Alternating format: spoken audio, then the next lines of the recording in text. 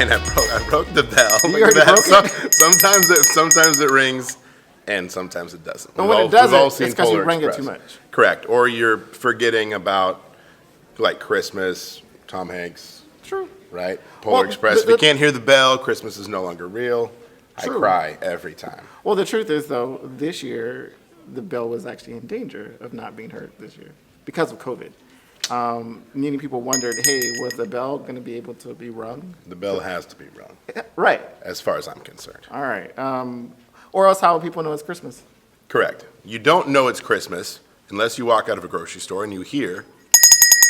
That's when you know. That's when you know. And the crunchy leaves and the weather and everything else. Yeah, well, you're in California, so yeah, it's true. Weather can be cold or warm. It can be 90 degrees or 20 degrees. It can. Kind of depends. Very layered or very not. So, Major Julius, tell me a little bit more about how we're rolling with the punches of 2020. How in this pandemic, how we've gone a little bit more on the virtual side in regards to the Red Kettle Kickoff. Because in years past, it's been more of a formal event, a breakfast, everybody sitting around at round tables. So we're switching it up this year. Tell me a little bit more about how we are switching it up. Well, he's right. We cannot meet in a large facility in person and so forth. So we've adapted and adjusted. Many Salvation Armies have.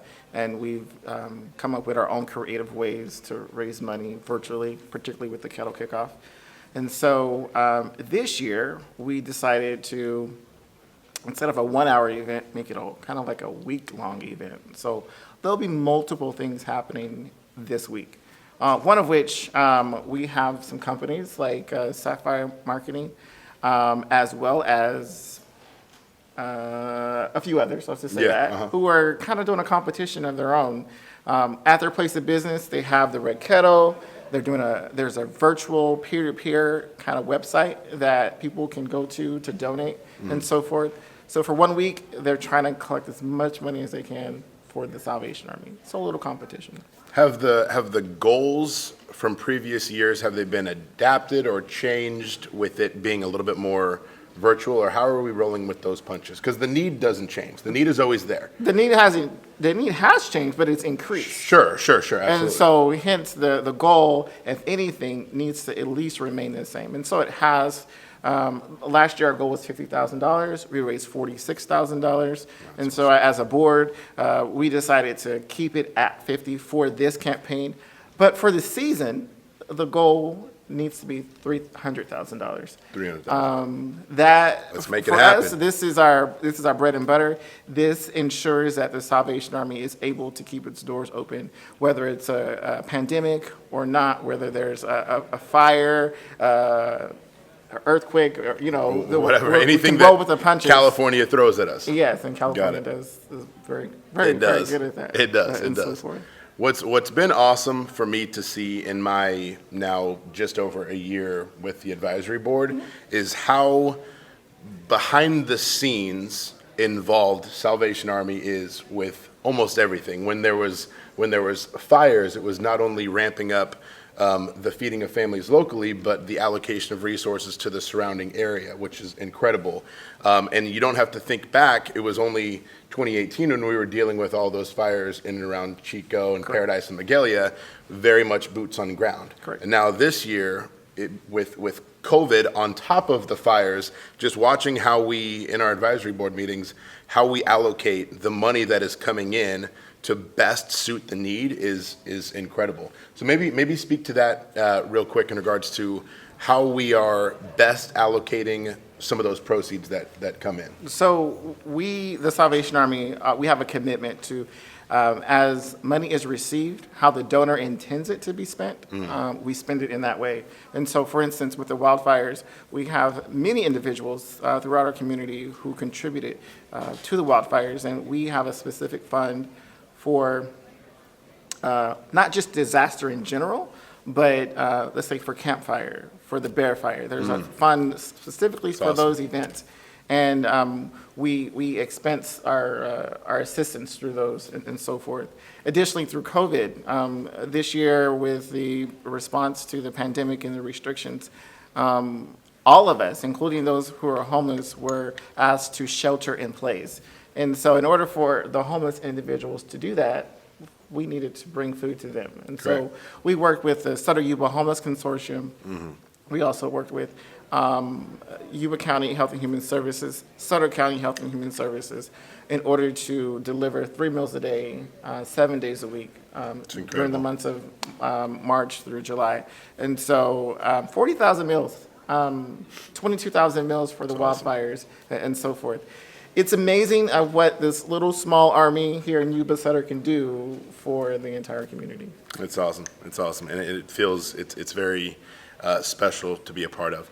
So real quick before we get to our next event, maybe give a quick synopsis of what that week looks like, because we were already talking about how we're going from in years past more of a formal breakfast event, and how this year we're going to do it a little bit bigger despite there being COVID, but a little safer.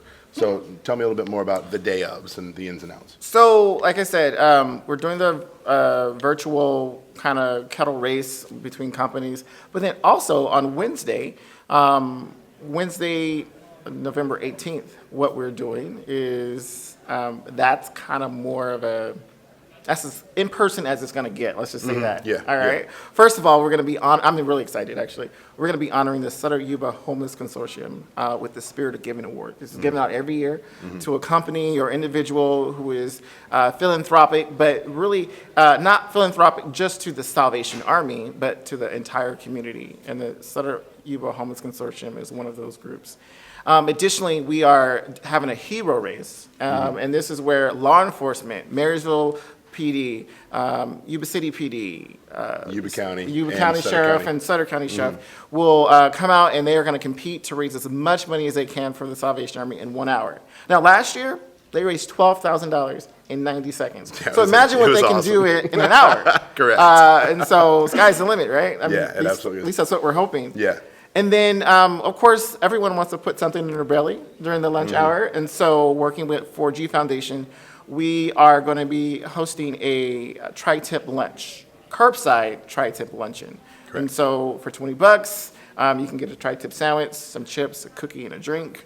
Or if you want to have dinner later on, you can get a whole tri-tip, fully cooked, for $40. And if you have not had the Jerry Handy special tri-tip with 4G Foundation, you're missing out. So make sure you are there to pick that up. And we also do pre-order as well. Yes, right? definitely want to do pre-order. Correct. As much as we can. To keep down on the amount of money moving from hands. Exactly. And so we want to keep it as safe as possible. And then coming up next Friday, actually, we will have the results show, kind of like a finale. We'll tally all of our fundraising over this past week, and we'll see if we hit that goal. Our hope is that we'll kind of blow that goal out of the water. Yeah. Because we also have sponsorships. And so even prior to the event, we've been collecting funds from different sponsors. And yeah. To speak on the sponsorship a little bit more, if somebody's watching this right now, how do they get involved in the sponsorship? Let's say they're going to be out of town on the 18th for that actual event, but they want to be as fiscally involved as possible. What does that look like? Do we have a resource to be able to collect that? Yes. Yeah, good answer. Give us a call at 530-216-4534. Melissa Soares, she's more than willing to give you those instructions Awesome. and offer help in order for you to contribute to the Salvation Army. Awesome. Awesome. Well, stay tuned, guys, for more for Cameron Elkins and Major Julius with Salvation Army. Stay tuned for more.